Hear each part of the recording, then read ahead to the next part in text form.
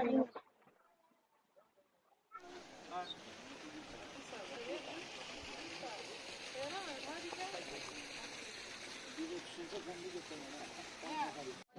Did you know that? Yes ma'am, barley cake से बना हुआ है। आजकल आप देख रहे हो कि ये जो बार्ले वीट है, बार्ले क्रॉप है, दिन ब दिन घटता जा रहा है। दिन ब दिन ये घटता जा रहा है, बंद होता जा रहा है। तो ये जो बार्ले केक की जो हमने इसको इसलिए हमारा जो मेन मोटिव हमने इसको इसलिए डाला है ताकि लोगों को अवेयरनेस हो सके, क्योंकि आज यहाँ पे फेयर है तो आपको पता है कि यहाँ पे बहुत सारे लोग आएंगे, इनको यहाँ से बहुत सारे अवेयरनेस मिलेंगे। जैसे कि मैं अपने आप को रिलेट करती हूँ, मैं भी 2016 में मेरे ही घर में मेरे फील्ड हमारे जो फील्ड है वहाँ पे 2016 में बहुत सारे ऐसे बार्ले क्रॉप्स उगा रहे थे।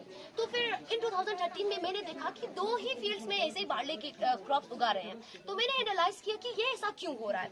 तो देखा कि लोग इसको खा ही नहीं रहे। इंस्टेड ऑफ ये लोग क्या खा रहे कि आजकल हम जो है खुलाक पापा माने जमीजा चिबाचे की ननिंग से फिर यहाँ दाना लुसियो न्यूज़ तो जैसे कि मैंने सोचा कि क्यों ना हम इसको एक रीडिजाइन बनाइए मैम। जैसे कि गते पापा खुलाक पुनाते मारा जामेत मजाना गते चिबे की यू लाइक रीडिजाइन चीजों से गते प्रेजेंट विद। जैसे कि मैंने यहाँ पे आपको केक बना के दिया है। तो आजकल के जमाने में हमारे जो ईद होते हैं, फेस्टिवल्स होते हैं, या आप बताइए कि गति बास्तुन वास्तुन आते केक वेक चाहते विचार ये देखिए कौन गते गण ना क्यों मत बाजार न न्यूज़ से क्यों मत वो फुल ऑफ मैदे से बना हुआ होते हैं, जो हमारे कैंसर का भी बहुत ही ज्यादा मतलब जो है ये हमारे सेहत के लिए बहुत ही खराब है। इसमें बहुत सारे केमिकल्स का यूज किया जाता है। तो इंस्टेड ऑफ इट हम क्यों ना इस केक को बना सके, है ना, हाँ इस केक को उसमें डाल सके। तो इससे हमारे इकोनॉमिक सोशो इकोनॉमिक में क्या असर है ये आप क्वेश्चन पूछ सकते हो। तो इसका जो सोशो इकोनॉमिक ये है कि हमारे क्रॉप्स अगर इसका डिमांड जो है बढ़ जाए, प्रोडक्ट जो है मार्केट में बढ़ जाए, इसको हम किस तरीके से प्रेजेंट करेंगे एक वैल्यू एडिशन की तरह।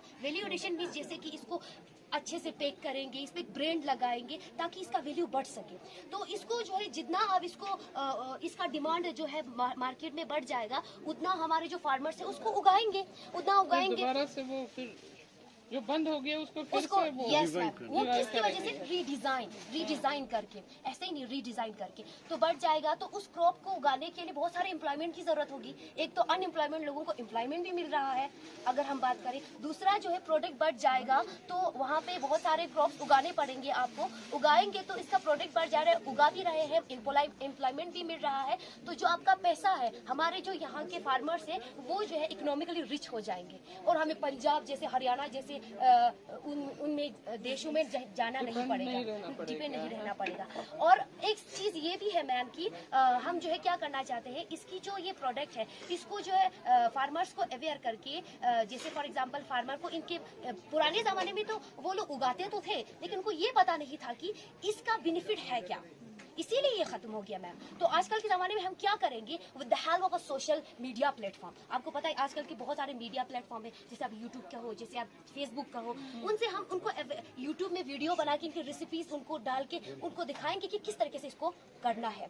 और उनको ज्यादा मतलब जो है इनमें कॉस्ट भी नहीं करना पड़ेगा मैम। जैसे कि बेसिकली आप जानते हो तो क्रॉप्स तो हमारे फार्मर्स को आता है किस तरीके से उगाना है, इनमें थोड़ा सा इन्वेस्टमेंट करना होगा। जैसे हम कहते हैं ना कुछ करने के लिए कुछ खोना पड़ता है, बोएंगे सिर्फ 1% बट प्रोडक्ट आपको ज्यादा मिलेगा।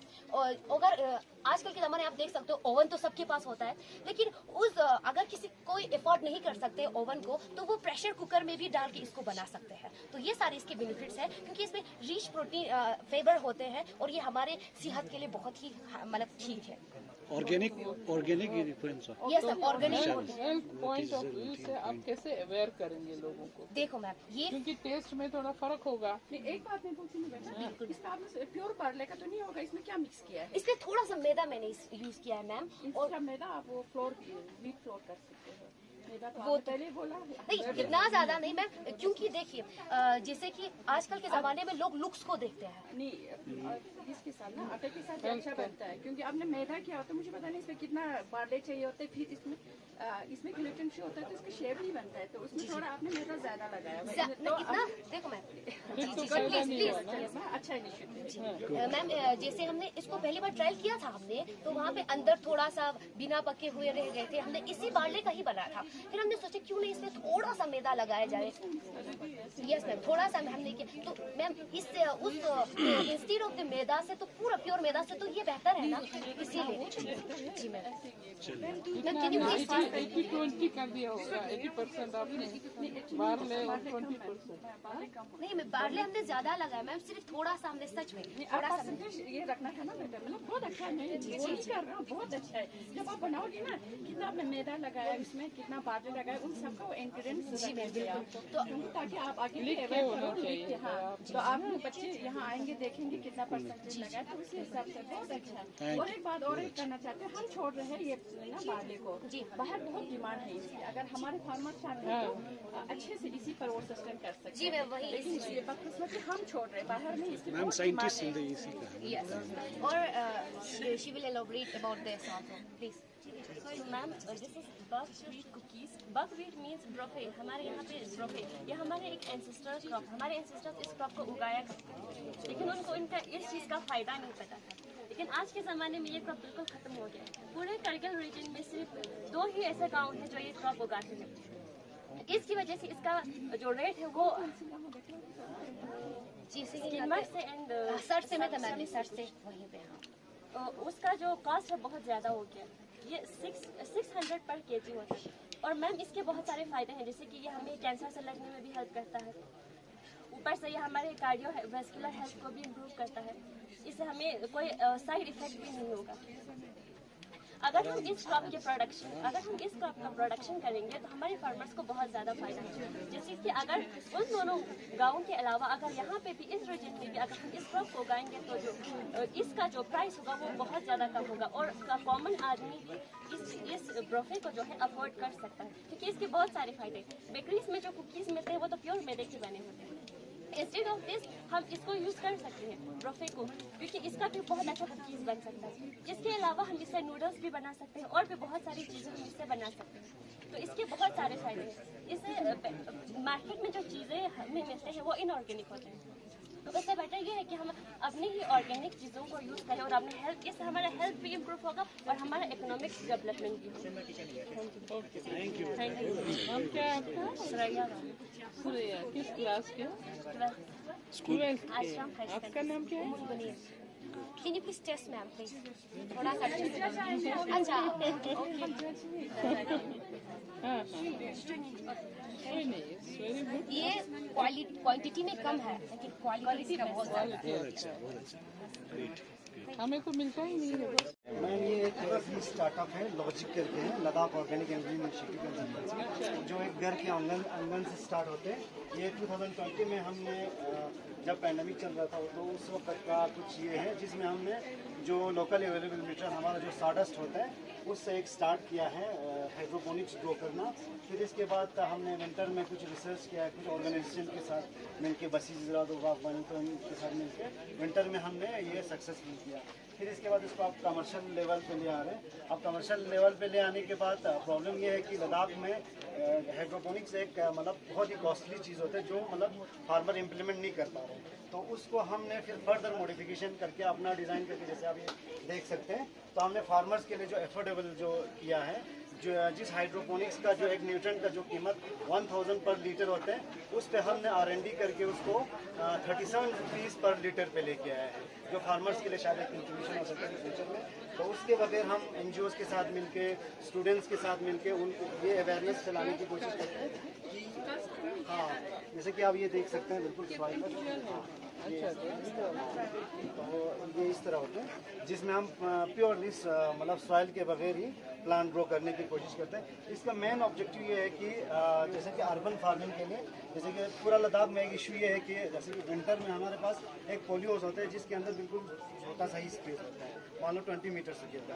तो हमारा इनिशिएटिव ये है कि हम उस 20 मीटर स्क्वायर को हम 7 टाइम्स कैसे इंक्रीज करें। तो हाइड्रोपोनिक्स में ये प्रोविजन है, जैसे आप यहाँ पर देख सकते हैं कि इसमें जो स्पेस जो ले रहे हैं इसमें ये 3-4 टाइम्स या इवन कि 7 टाइम्स तक हम इसको वर्टिकल फार्मिंग में जा सकते हैं। तो उसके बगैर हम कुछ और टेक्नोलॉजीज पे भी काम करता है, माइक्रो इरिगेशन में। तो ये आप जैसे देख सकते हैं, तो कुछ इंस्टीट्यूट पे और बाकी चीज़ों पे इवन की लैंडस्केपिंग के लिए करते हैं, ताकि एक एग्रीकल्चर इनिशिएटिव बनेंगे। और यहाँ के एग्रीकल्चर में इसमें साइंटिस्ट का जॉब छोड़ के अपना ऑर्गेनाइजेशन खोला है। एक ये लॉजिक है, दूसरा और रील ऑर्गेनिक करके हमारा फार्मर्स का एक ग्रुप है जिसमें 250 फार्मर्स काम कर रहे हैं। तो हम क्या सस्टेनेबिलिटी पे ज़्यादा ध्यान देते हैं, जिसमें सॉर्ट ऑफ ऑर्गेनिक भी रहे, प्लस जो हमारा सस्टेनेबल डेवलपमेंट गोल का 1, 2, 3 जो 3 पार्ट है, 0 पॉवर्टी और नो है हंगर और ये डेवलपमेंट, तो उन चीज़ों पे हम ज़्यादा फोकस कर रहे हैं ताकि ये इन फ्यूचर हमारे फार्मर्स के लिए बेनिफिशियल बने।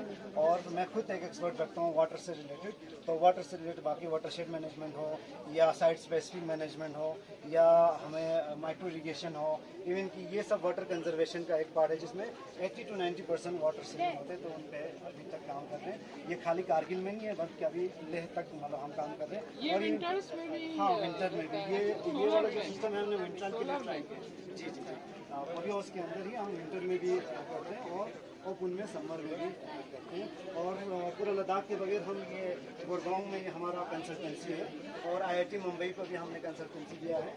ये मेरा खुद का एमटेक का ट्रायल है जिसमें थोड़ा R&D जिन पे जो चल रहा है, तो ये चीज़ें अभी तक जो इनिशिएटिव है। ये कहाँ पर एस्टेब्लिश किया है? ये हमारा एक फार्म है, कन्नौर में हमारा फार्म है। और जी जी हमारा मेन ऑफिस यहाँ गेमा टाउन में, जिसमें हमारा जो इक्विपमेंट से रिलेटेड चीज़ें मिलते हैं। और कन्नौर में हमारे फार्म पे जितने भी जो डेमो और बाकी चीज़ और कुछ अगर कहीं जगह अगर ये करना होगा तो वहाँ से वहाँ से बन के बाहर मतलब जहाँ पर ये ज़्यादा स्टूडेंट्स को वेयर करना चाहिए। हाँ हाँ इनमें ज़्यादातर अभी तक कभी यूनिवर्सिटी में भी आ सकते हैं, वहाँ पर भी एक हम इस तरह का प्रोजेक्ट बना सकते हैं। तो अभी तक तकरीबन 1500 स्टूडेंट्स को मैंने ट्रेन किया हुआ है, जिसमें शायद GDC जांसकर भी आपके भी स्टूडेंट्स हैं और लेह से भी कुछ स्टूडेंट, इवन के इंजीनियरिंग स्टूडेंट का भी इंटर्नशिप भी करते हैं, जिसमें जो इंजीनियरिंग के जो लास्ट सेमेस्टर तक के आते हैं तो उनको 1 मंथ हम ट्रेनिंग भी दे देते हैं, जिसमें हम उनको इंटर्नशिप और बाकी चीज़ों पे टेक्नोलॉजीज़ पे काम करवा के तो उनका जो फाइनल सेमेस्टर के जो इंटर्नशिप होते हैं वो भी हम कर लेते हैं। हाँ हम खाली एक ऑर्गेनाइजेशन नहीं है बल्कि हम हमारा एक FPO प्लस NGO, हाँ 3-4 ऑर्गेनाइजेशन बन के एग्रीकल्चर